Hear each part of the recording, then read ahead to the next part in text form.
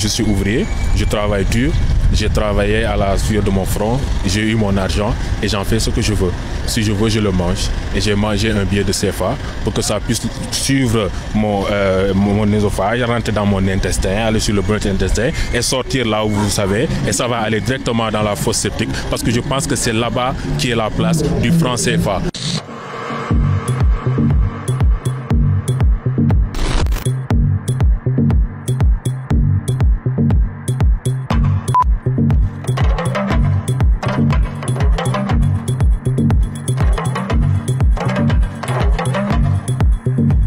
C'était le lendemain de la Seconde Guerre mondiale. La France avait été dévastée par la guerre. Donc, ce qu'il fallait, c'est des approvisionnements bon marché depuis les colonies et aussi faire des colonies, disons, une chasse gardée pour les produits métropolitains, pour les investissements métropolitains. Le franc CFA est né à partir de là.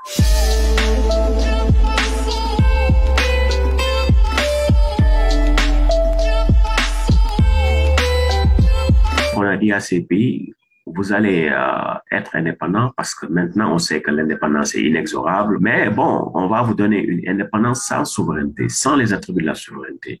Vous devez garder le franc CFA. Tout ça, bon, les dirigeants africains ont accepté pour la plupart. Il n'y a que la Guinée d'une certaine manière qui a été l'exception.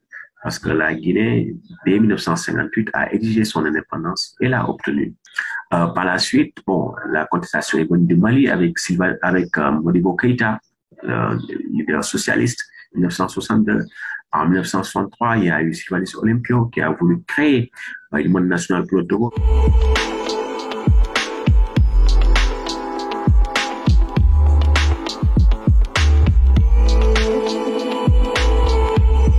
Nous voudrions que la parité du franc CFA par rapport au franc français soit reconsidérée. C'est une question de justice et nous souhaitons qu'une étude exhaustive basée sur des critères objectifs permette de fixer dans les meilleurs délais une nouvelle parité plus favorable à nos peuples. C'est que l'indépendance, c'est que la souveraineté que peuvent réclamer les autres, elle a ses limites dans la garantie que donne l'État français. L'une est liée à l'autre. Et il est bien évident, Monsieur le Président, que la nécessité de cette solidarité et la nécessité du lien entre la liberté de chacun et la garantie, vous venez de la donner vous-même. Car à la suite de vos paroles, il est évident que le franc CFA demain s'effondrerait s'il n'avait pas la garantie de l'État français. Le franc avait été dévalué en 1969. Il avait été dévalué, bon, à la grande surprise des pays africains. Parce que normalement, on a des accords de coopération monétaire et ces accords de coopération disent qu'il y a une coopération.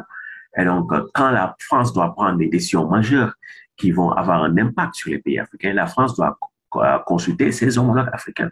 Mais elle n'a pas fait ça. Donc, le discours de Yassine Bey et Adema s'inscrivait dans ce contexte-là.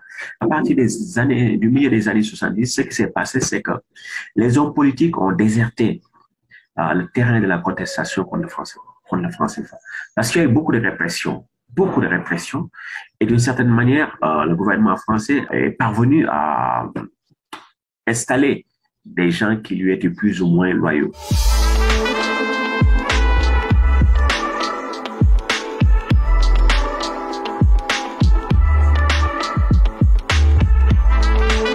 Poisson là, changé. Poisson à l'hôtel avant c'était 500, maintenant 2000. De riz, on payait ça là en brousse, 50 kilos là, 8000. Maintenant là-bas, 50 kilos là, c'est 10 000. En 1994, c'est le franc CFA lui-même qui a été dévalué vis-à-vis du franc. C'était la première fois depuis 1948. Et les chefs d'État africains n'étaient pas d'accord. On leur a dit, vous acceptez la dévaluation ou on vous coupe de l'aide internationale. Quand vous regardez l'impact au niveau des populations, mais ça a été catastrophique, perte de pouvoir d'achat. C'est à partir de là qu'on a commencé le micro-détail. Avant, les gens pouvaient acheter des pots de lait, des pots de café, etc. sans problème. Des familles classe moyenne. Mais après la dévaluation, c'est des micro-sachets de lait, des micro-sachets de café. C'est comme ça que les ménages se sont adaptés à la dévaluation.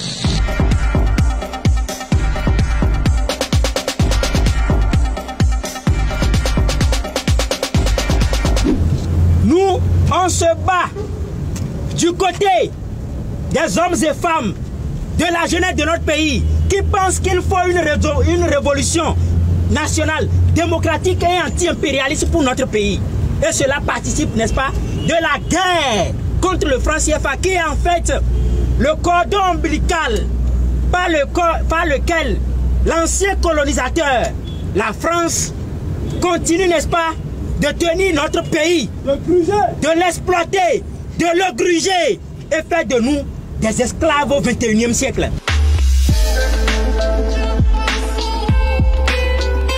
Avoir sa monnaie ne traduit pas nécessairement qu'on est indépendant. La monnaie, c'est un instrument. Donc ça dépend de celui qui l'utilise. Si nous avons notre monnaie, on peut faire en sorte que ce soit un moyen d'indépendance. Mais si nous la gérons mal, ça peut être aussi un élément de servitude. Hein? Donc tout dépend de nous-mêmes. Mais avoir une monnaie en soi, ça ne veut pas dire qu'on a la souveraineté monétaire. C'est illusoire.